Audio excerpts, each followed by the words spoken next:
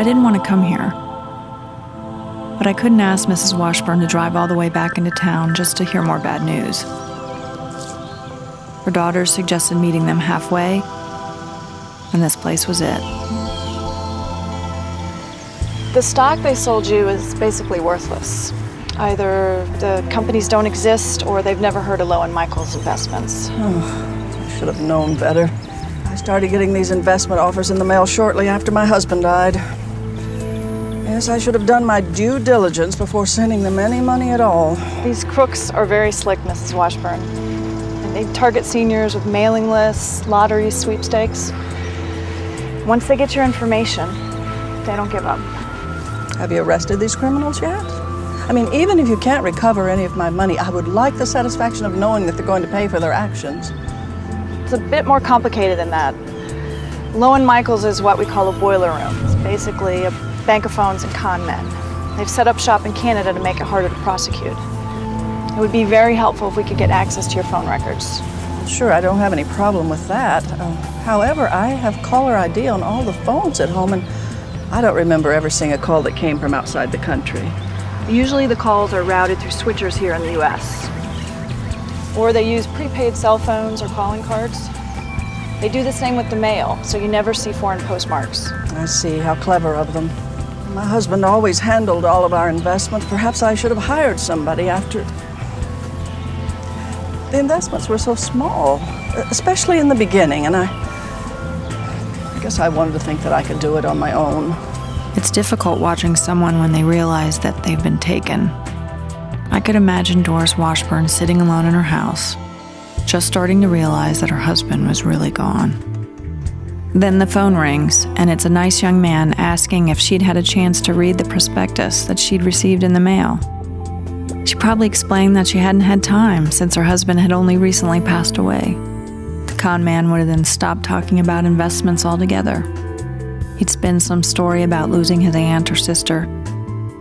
They might have talked for an hour or more without him ever once asking for money. By the time they'd hung up, Doris Washburn might have thought she'd made a new friend.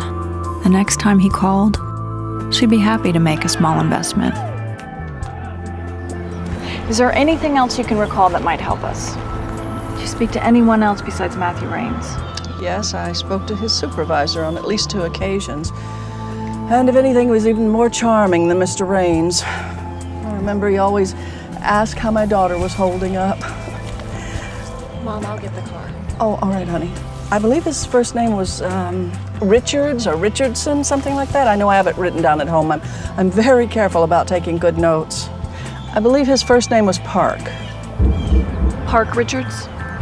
Park Richards. Park Richardson. Park Richardson. I'll need to get your notes today, Doris. All right. We're going to get to the bottom of this, I promise. It couldn't be. We busted a boiler room operator named Park Richardson just before my father died 3 years ago. This was exactly the type of scam he used to run. Didn't I tell you about that one, George? Didn't I tell you to load up on that one, George? Didn't I tell you I have my own mother in that stock, George? Got her. Hey, Alan. Hey, what's up? Can you run a check with Marshall's and see if Park Richardson is still locked up. Richardson? Isn't that the guy that was running that investment scam? The one your father's friend was mixed up in? Yeah, that's him. I'm working a U.S.-Canadian cross-border case. Uh-huh. Sounds like his MO. If it It's is him, it might make extradition easier. Gotcha. I know the U.S. attorney would love to get him back. So would I. Yeah, let me check with the marshals. Great. Give me about 20 minutes, okay? Thanks. Great. It didn't take long to find out Park Richardson was released from prison 4 months ago. While he was inside the joint, he must have picked up some new tricks. We've gotten good at finding and busting boiler rooms in the U.S., so their newest wrinkle is taking their operations across the border, sometimes to Canada, Latin America, or an offshore island. But as fast as they can change their tactics, so can we. The Phone Busters National Call Center is a Canadian telemarketing fraud complaint organization. We now routinely work with Canada on cross-border fraud schemes. I called one of my contacts there and gave him all I had on Lowe & Michaels and my suspicions about Park Richardson. I got it. 2 days later, an email brings me a passport photo of a man named Park Richards, who's in Canada on a tourist visa. Check that out. Yeah. The photo confirms it's our guy. Knowing the city he's in helps, and within a few days, Canadian law enforcement has tracked down the location of the boiler room in Montreal. Takes time for the Canadians to build their case, get the warrants, make the arrest. But I don't mind waiting. The look on Park Richardson's face is going to make it all worthwhile. You can't keep me here. I'm an American citizen. I demand to speak to someone with the U.S. Embassy. Like pronto. This is all just a big mistake.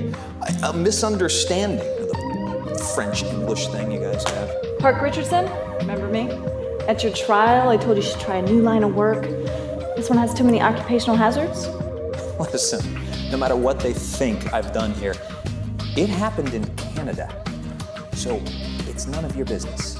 Except your victims are in the U.S., and you use the U.S. mail to get to them. That makes it my business. Look, this is all just a big mistake. I just came to help a friend of mine start up a small company. And none of this is even in my name. We're extraditing you to the U.S. to face mail fraud charges. Well, plenty of time to sort it all out. About 10 years. Let's go, Park. Yeah, see you in court.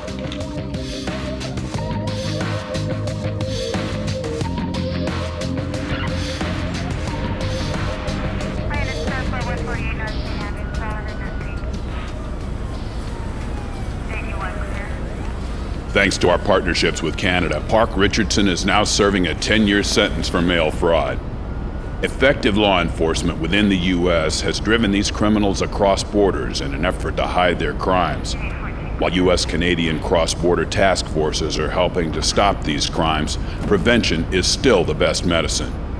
Consumers should be aware that there's an increasing trend for fraud schemes to operate outside the U.S. Modern travel, communications, and the internet make it even easier for these crooks to prey on you.